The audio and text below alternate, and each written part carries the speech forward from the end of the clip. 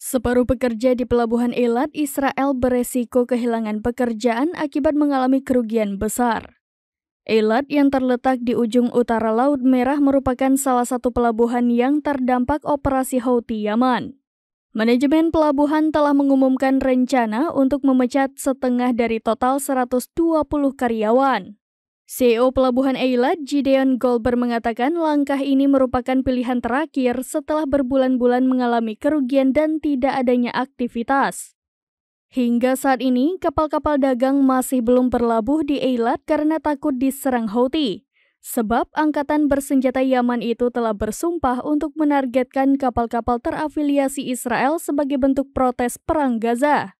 Dilansir dari The New Arab via Tribun News, pada Jumat 22 Maret 2024, Pelabuhan Eilat biasanya menangani impor mobil dan ekspor kalium. Ukuran pelabuhan tersebut memang tidak terlalu besar jika dibandingkan dengan pelabuhan Mediterania di Haifa dan Ashdod.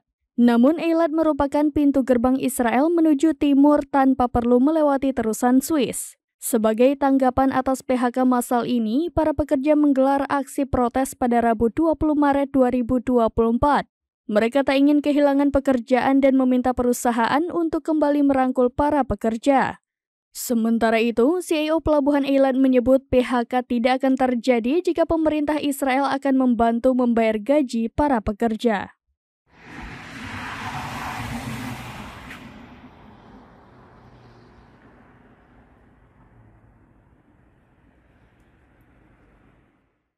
Download Tribun X sekarang, menghadirkan lokal menjadi Indonesia.